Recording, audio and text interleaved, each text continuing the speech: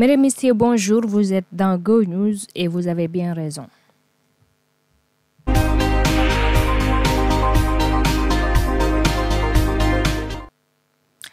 Nécrologie. Sega Sakho perd son dernier match. Le Sénégal a appris avec stupeur ce matin la disparition de Sega Sakho, survenue dans la nuit du dimanche au lundi. Ancien international de l'équipe nationale de football, l'homme y a fait les beaux jours du ballon rond à partir des années 1970. Talentueux et doté d'un esprit d'équipe sans égal, Sega Sakho a toujours répandu la bonne humeur et la joie autour de lui. Les témoignages se bousculent sur les réseaux sociaux depuis l'annonce de cette triste nouvelle. L'équipe de Go Dakar TV, à travers ma voix, présente ses condoléances les plus attristées au Sénégal et plus particulièrement aux acteurs de football. Bruit autour des Lions. La cellule de communication du ministère de l'Environnement et de la Transition écologique a récemment publié un communiqué en guise de démenti.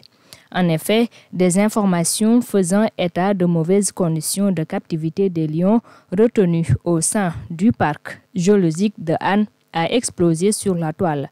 Mais selon la direction des eaux et forêts, chasse et de la conservation des sols, ces informations sont erronées. D'abord, les images montrées à cette occasion et qui seraient soi-disant récentes ne le sont pas. Celles-ci remontent à 7 ans déjà puisqu'elles ont vraisemblablement été prises depuis 2017. La preuve, la barrière transcend la frontière entre les félins et les visiteurs a été renforcée par une autre. Depuis 2020 donc, c'est une double barrière qui fait office de barrage.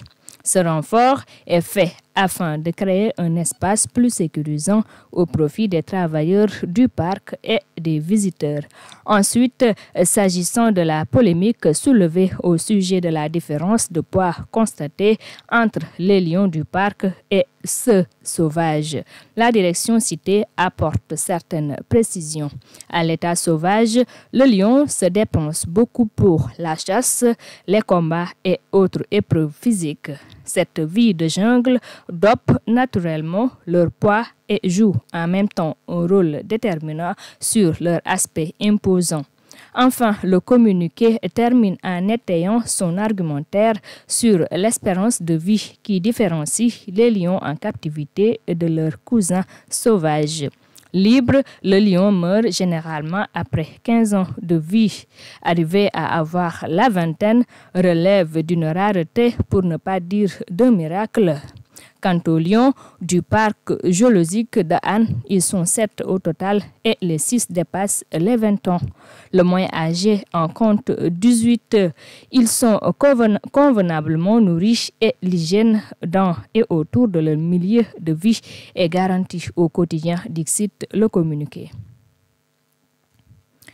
Mia Guissé au Casino de Paris, la scène musicale sénégalaise a enregistré un succès décisif ce week-end à l'étranger. La talentueuse et chanteuse-interprète Mia Guissé a, comme précédemment annoncé, donné un concert à guichet fermé au prestigieux Casino de Paris. Le dit concert a réuni des centaines de spectateurs venus admirer la voix unique doublée de la présence scénique impressionnante de Mia. Cependant, son spectacle aurait sans doute été plus réussi si la moitié de son staff n'avait pas été laissée en rade à Dakar. En effet, l'ambassade de France à Dakar a opposé une fin catégorique de non-recevoir à bon nombre de ceux qui devaient faire partie du programme de cette prestation au Casino de Paris. L'artiste et sa suite ont dû s'ajuster à la dernière minute dans le but de remplir leur part du contrat moral avec leur public.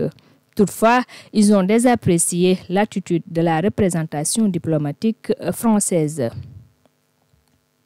Éliminatoire CAN 2025, top départ pour la deuxième journée des éliminatoires de la Coupe d'Afrique des Nations. Le Sénégal, après avoir concédé un score nul, un but partout lors de sa rencontre vendredi à domicile contre le Burkina Faso, n'a plus droit à la moindre erreur. Ce 9 septembre à 13h, temps universel, le Burundi devra affronter les Lions de la Teranga à Lilongwe, capitale du Malawi. Je rappelle que la CAN 2025 se jouera au Maroc. Elle débutera le 21 décembre 2024 et se terminera le 18 janvier 2025. Présidentielle en Algérie. Sans surprise, le président algérien Abdelmadjid Tebboune vient d'être réélu pour un mandat de 5 ans à la tête de son pays.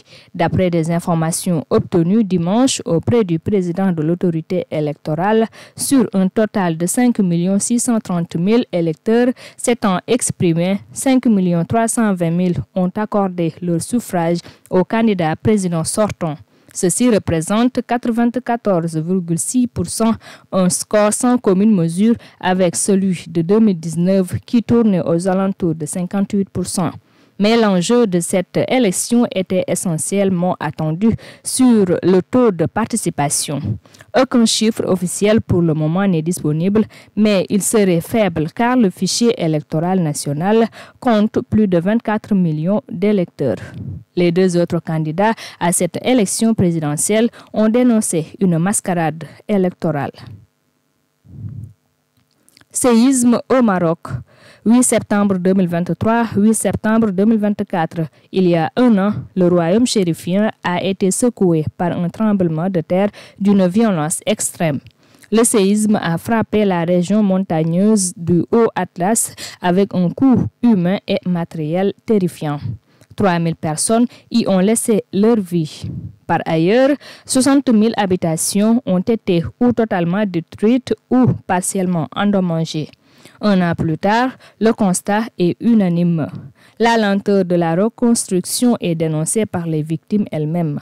En effet, seul 1 millier de maisons a été reconstruit ou remis à niveau. Elles, les personnes impactées, demandent une accélération des travaux. Mesdames et messieurs, c'était tout pour ce Go News. Merci de l'avoir suivi et rendez-vous prochainement.